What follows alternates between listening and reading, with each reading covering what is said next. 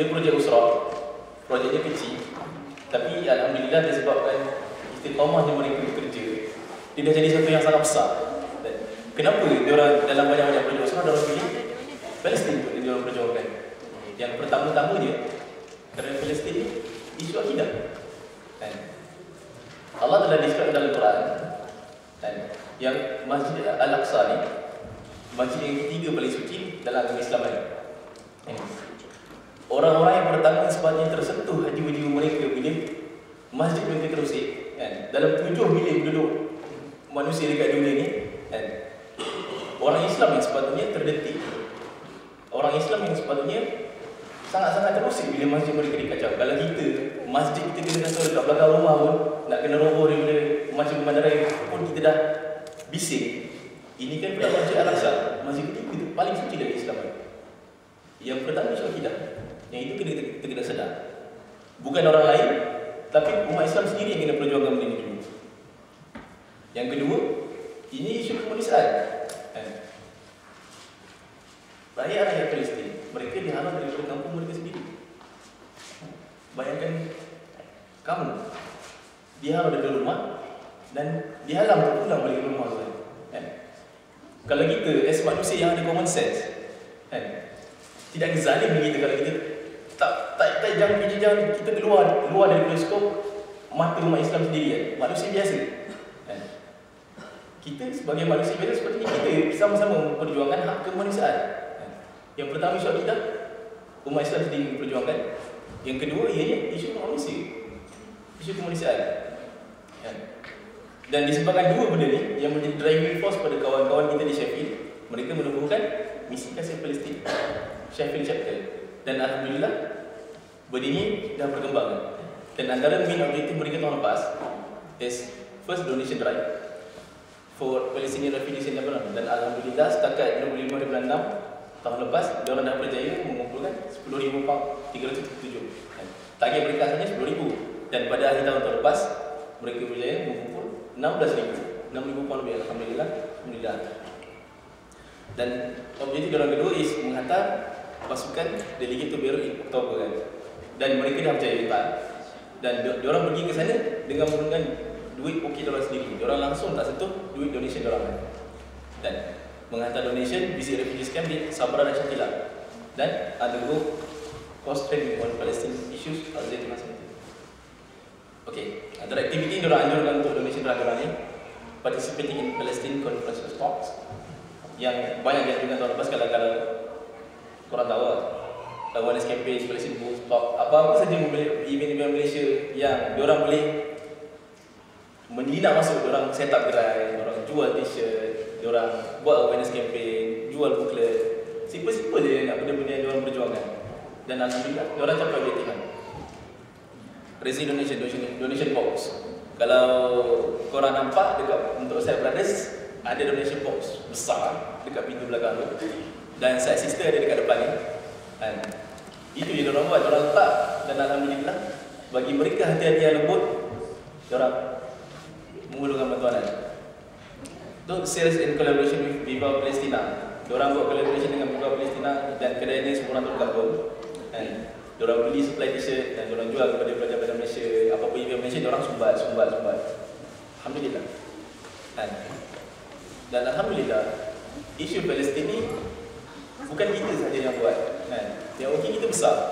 Contohnya Al-Quds International Institution kat Beirut, Al-Zaituna Center for Studies Consultations Beirut. Ni semua saudara-saudara kita yang sama-sama memperjuangkan isu ni. Humanitarian Relief for Development Society Beirut dan Palestine Center of Excellence. Dan kita juga ada Asal Sharif di Malaysia.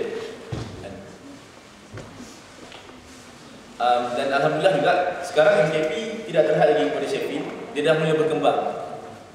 Di Manchester, di Dublin, di Birmingham, dan even dekat Australia dah ada.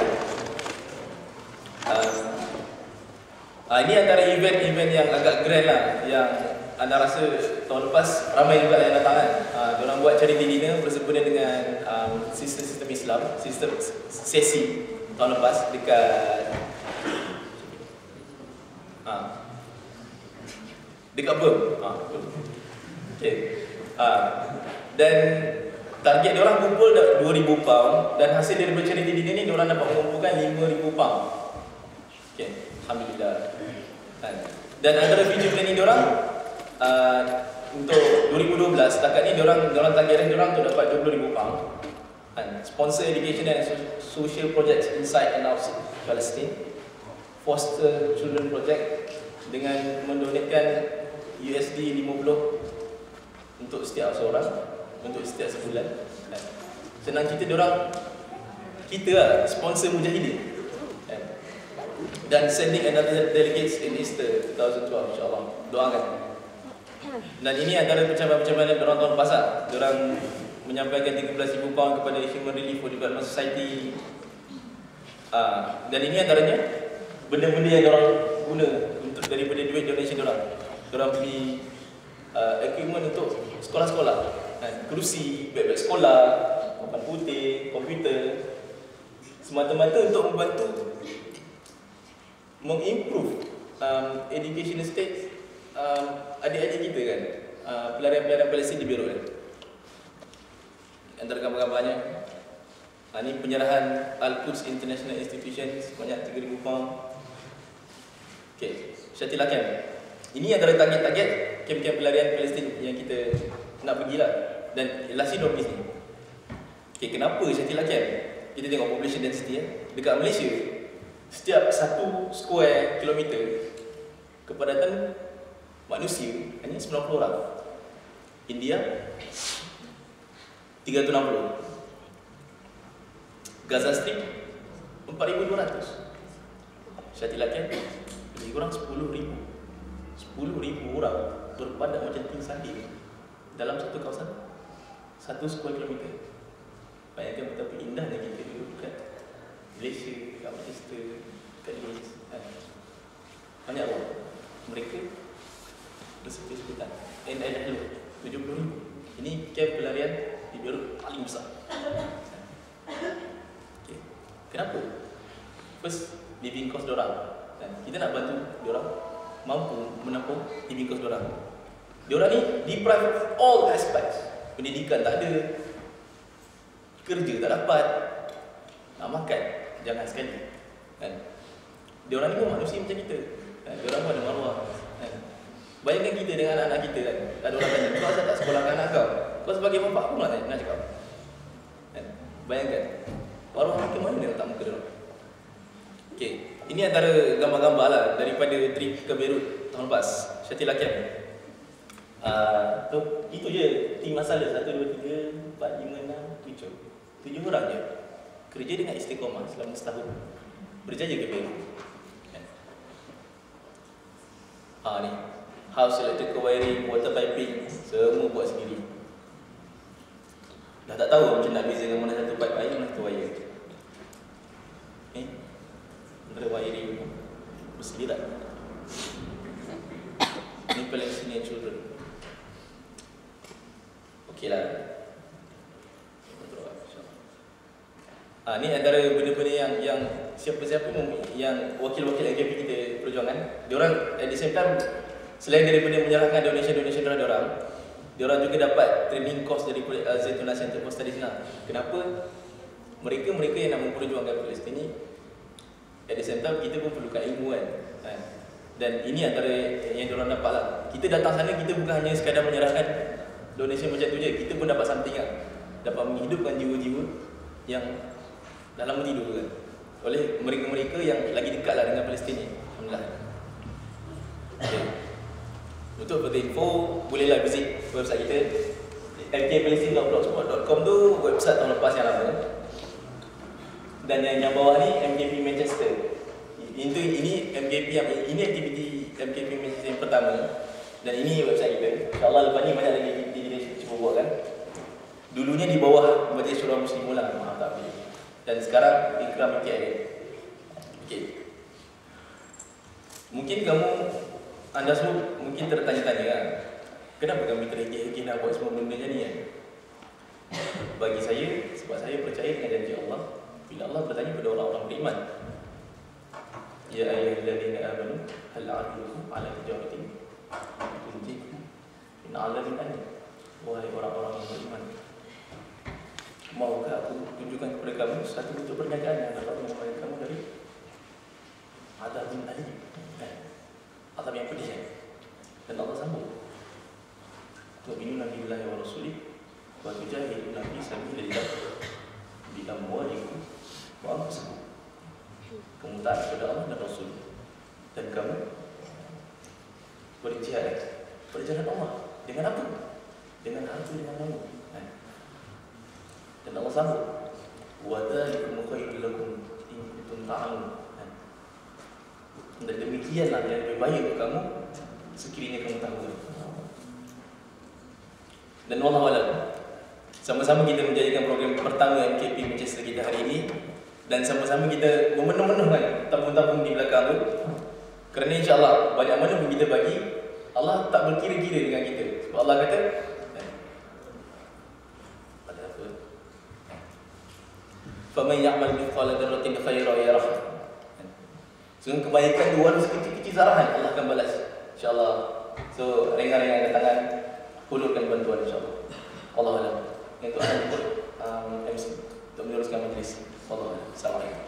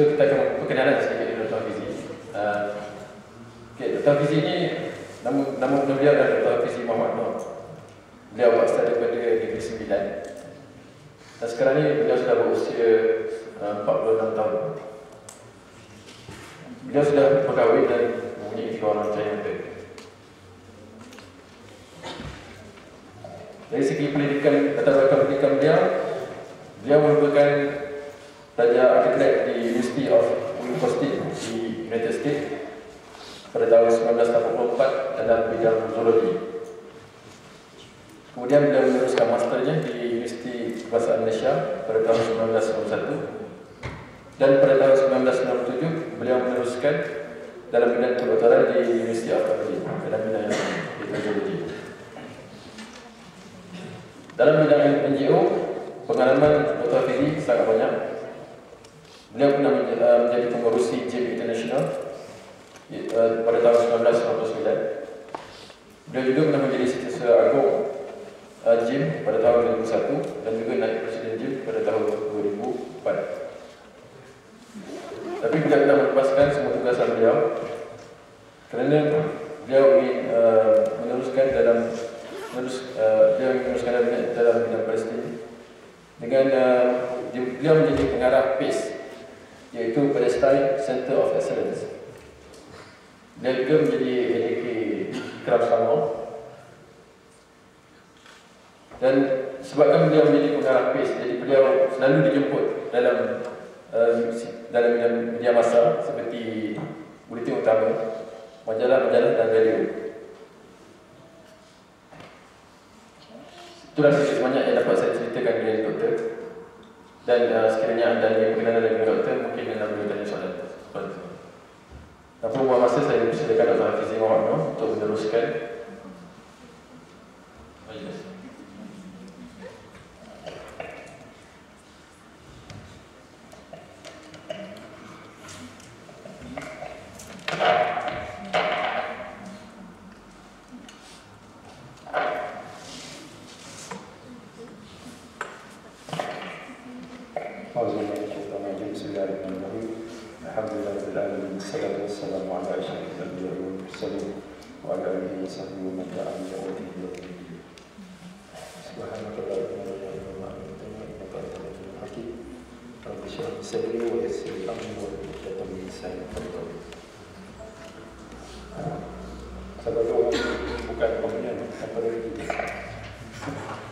Kecederaan sedikit masalah demokrat. Okey. kasih kepada Saudara Komisi Buku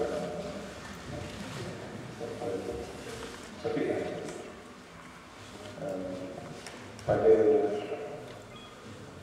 Presiden Ikram mungkin ada yang bergegas pulang ke London kepada Timbalan Pertubuhan Ikram mungkin ada Saudara Azman pada pimpinan-pimpinan sahaja yang datang daripada dan juga mahasiswa dari Manchester, Lancaster, Leeds,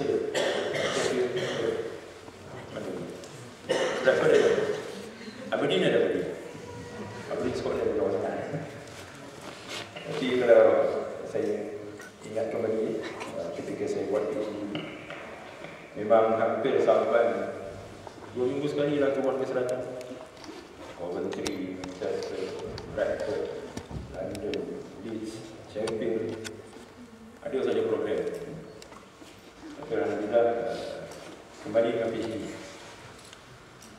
Ini kata-kata semangat kan? Antara Rasulullah dan Sukum Yusabis Abdam. Tolonglah agama Allah, Allah akan tolong kamu. Itu janji Allah kan? Siapa yang tak percaya dengan janji Allah, cuba angkat tangan. Antara Rasulullah dan Sukum Yusabis Abdam. Tolonglah agama Allah, Allah akan tolong kamu dan akan tetapkan pendirian kamu. Tidak ada jaminan yang lebih pasti. Jadi anak-anak pelajar sekalian, sebahagiannya bukan anak, ada mungkin sebaya taman buat PhD dan sebagainya. Tadi bila dibacakan biografi tadi, saya tutup biografi 2 tahun dulu, 46. Sekarang saya dekat 49. Dan kalau ikut takwim Islami 51. Jadi umur kita sebenar bukan ikut kalender Gregorian. Umur kita sebenar adalah mengikut kalender Islam. Sebab kalender Islam adalah kalender yang lebih tepat. Jadi bila kita masuk di umur 33, tambah setahun. Ya? Sebab beza kalender Islam dengan kalender Gregorian 11 hari setahun. Jadi 33 tahun genap 365. Jadi 33 sebenarnya 34.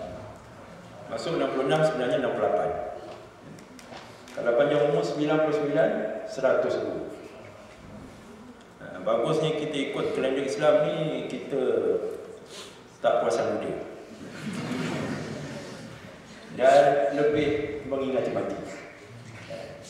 Sebab lazimnya orang umur 51 tahun rasanya lebih ingat mati daripada umur 49 tahun. Sebab dia dah tambah 2 tahun ni. Baiklah, yang disebut oleh Saudara Pengurusi tadi, mungkin ada beberapa fakta yang saya perlu betulkan. Antaranya saya melepaskan semua jabatan kerana nak fokus kepada Palestin, tak benar. Dan ofis ini adalah sebahagian daripada wajah ataupun outfit yang kita bentuk dalam gym. Saya melepaskan jawatan itu sebab masalah kesihatan. Tapi tetap meneruskan ajudan perjuangan, terutama di wadah PIS. Dan juga sekarang ini saya adalah ahli lembaga pemegang amanah asas syariah. Ya. Semua orang tahu kan asas syariah?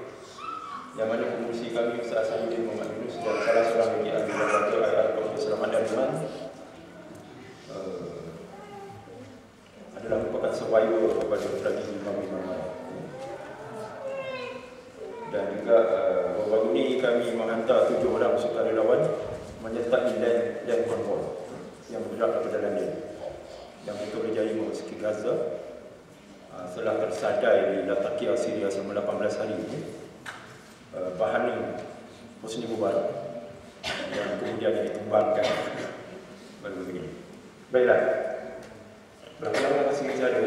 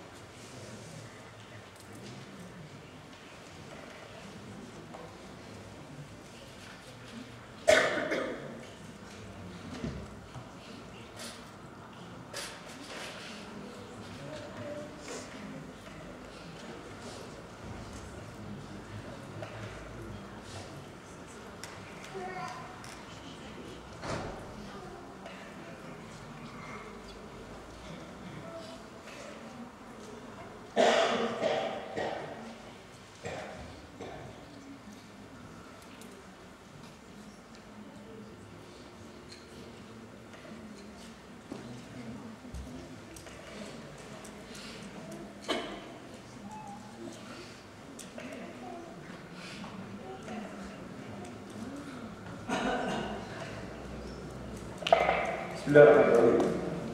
Sebenarnya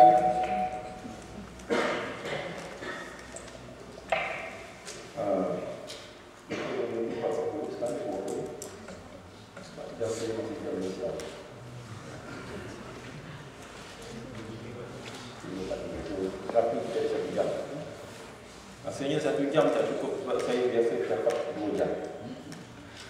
Dan yang kita nak sampaikan ini sangat banyak. Tapi insyaAllah kita akan manfaatkan masa ini untuk membentangkan intipati supaya kita dapat sebanyak mungkin maklumat yang perlu, yang wajib, dan yang paling penting maklumat ini diterjemahkan dalam bentuk amal.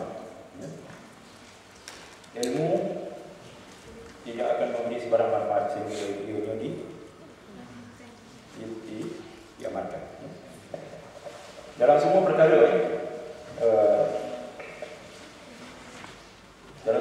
ada 4 tahap ilmu pengetahuan. Yang pertama tahap tahu ni, dia sebenarnya tidak mampu untuk menjelaskan, sekadar tahu. Contohnya, apa makna Islam? Islam. Engkau tak tahu apa makna Islam? Islam. Kita tak mampu untuk menguraikan apa itu Islam. Tak boleh. Kita golongan intelektual harus mampu menguraikan apa itu Islam. Sebab hari ini umat Islam diasap dengan pelbagai cabaran yang cuba untuk merongkai keyakinan umat Islam. Jadi kalau kita tak mampu untuk menguraikan apa itu Islam, kita tidak akan mampu mempertahankan. Ya. Ibadah. Apa maksud ibadah? Ibadah. Jadi kita kena mempunyai suatu kemampuan untuk menafsirkan dan mampu meyakinkan orang terhadap agama kita. Itu tahap yang kedua, faham ini adalah bentuk personal consumption. Kita faham, tapi masih belum mampu untuk menjelaskan kepada orang. Tahap ketiga ialah faham dan mampu pula menyampaikan. Contohnya hubungan antara pensyarah dengan pelajar. Pensyarah faham, pelajar faham, tapi pensyarah mampu menyampaikan, pelajar kadang-kadang masih belum mampu untuk menyampaikan. Okay. Ada perbezaan yang besar. Yang keempat, tahap pengetahuan yang keempat ialah melaksanakan dan menterjemahkan apa yang kita tahu, faham, mampu pula menyampaikan kepada orang lain, diterjemahkan dalam bentuk amal. Barulah ia mendatangkan natijah. Sebab orang masuk syurga dengan ilmu kan dengan amal. Dengan amal. Dan amal itu pula mesti berteraskan ilmu. Kerana amal yang tidak berteraskan ilmu pun sia-sia. Jadi dalam isu Palestin pun begitu juga. Kita nak sampai pada tahap yang keempat. Tahap yang pertama tak akan. Tahap yang kedua sekadar untuk personal consumption saja. Tidak akan membawa ke mana. Ketiga, menyampaikan. Ini penting sebab bila kita bercakap tentang isu Palestin, yang lebih penting bukan tahu. Yang lebih penting adalah kefahaman. Umat Islam hari ini tidak memahami isu ini. Apabila mereka tidak memahami isu ini, mereka tak faham apa tanggungjawab mereka terhadap isu ini. Jadi dia tak membuahkan amal. Bahkan oleh kerana tidak memahami umat Islam, mereka berpecah belah dalam isu ini dan menjadi mangsa propaganda musuh. Apa yang dipaparkan dalam media massa, semuanya adalah bertujuan untuk mengelirukan umat Islam dan menyebabkan umat Islam berpecah belah dalam isu ini. Mereka faham apabila umat Islam tidak bersatu, maka mereka akan lemah. Dan kelemahan ini menyebabkan kita jadi mandul, tidak dapat membela dan membebaskan tanah suci kita sendiri. We are talking about the holy sanctuary, tanah suci kita sendiri, yang darjat dan tarafnya sama seperti Makkahul Mukarramah. Bayangkan kalau Kaabah itu ditawan, 64 tahun lamanya ditawan. Apakah umat Islam akan berdiam diri? Umat Islam akan berdiam diri sebagaimana mereka berdiam dirinya terhadap Masjid Al-Aqsa. Itulah hakikatnya. Kan? Kalaulah yang ditakdirkan yang ditawan kepada Kaabah, pastikan umat Islam akan berdiam diri sebagaimana mereka berdiam diri terhadap Masjid Al-Aqsa. Terasa tak? Terasa tak betapa hinanya kita ini di sisi Allah Subhanahu Wa Taala.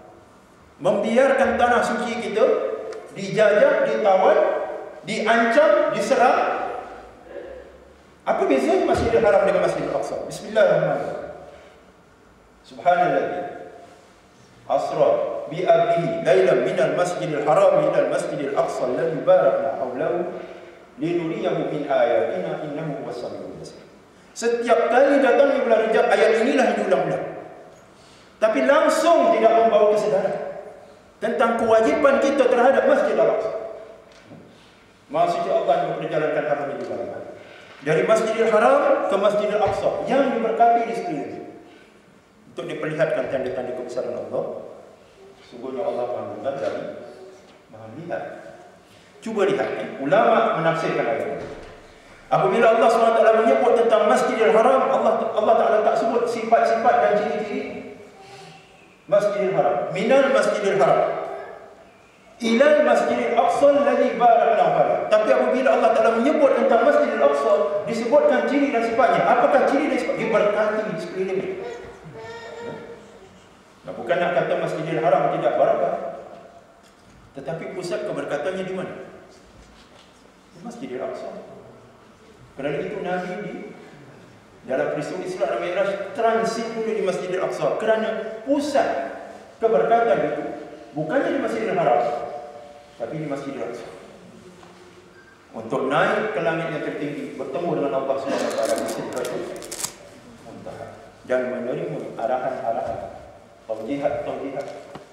Yang paling penting adalah solat. Kuatnya hubungan antara solat dan Masjid.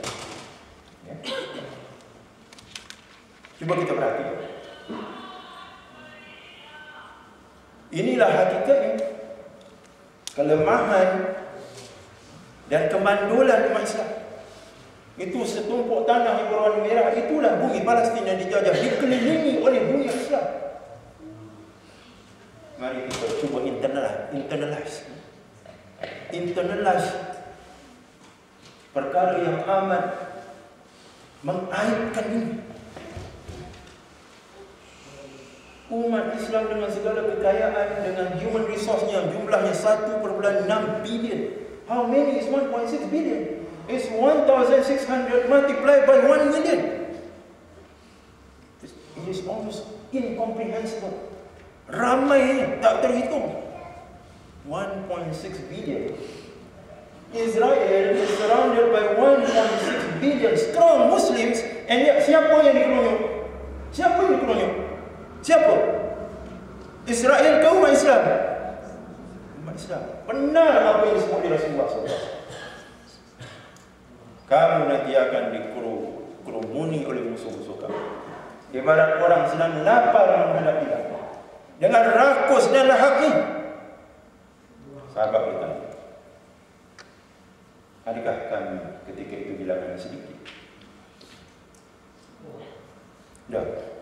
Bagi sahabat, numbers doesn't matter. Bagi sahabat, mereka biasa. Mereka biasa berhadapan dengan musuh berlipat kali ganda banyaknya. Daripada Badar sampai Mu'tah, sampai Yarmouk, sampai Qadisiyah, bilangan tak pernah seimbang. The enemy were 10 posts, 20 posts, 100 posts. And yet siapa yang menang? Peperangan Yarmouk, one of the decisive battle fought by the Muslims against the Romans. It was the last major battle, the last major obstacle before they reached Baitul Maqdis in the year 636. Berapa bilangan tentera Muslim? 40,000. Dia berkaitan Abu Ubaidah Amir al-Jarrah. And who were they facing? They were facing the strongest army in the world, the Byzantine, the superpower back then, 120,000. The ratio is 1:10. And what was the outcome of that battle?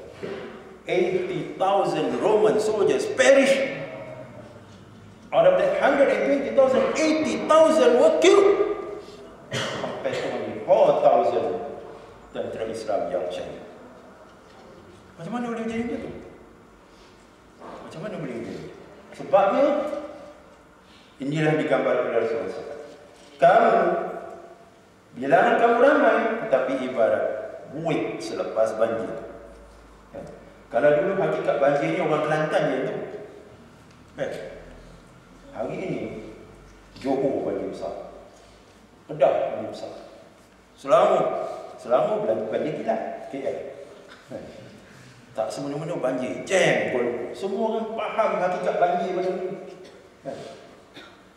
Buih yang terakur masa banjir, sepasang dan surut. Lepas tu puk hilang di angin lalu, tidak membawa apa-apa makna dan penuh. Sebabnya Rasulullah kata, kamu dihinggapi satu penyakit namanya al-wahan. Kamu tahu tak apa itu penyakit al-wahan? Iaitu takutkan mati dan cintakan mati.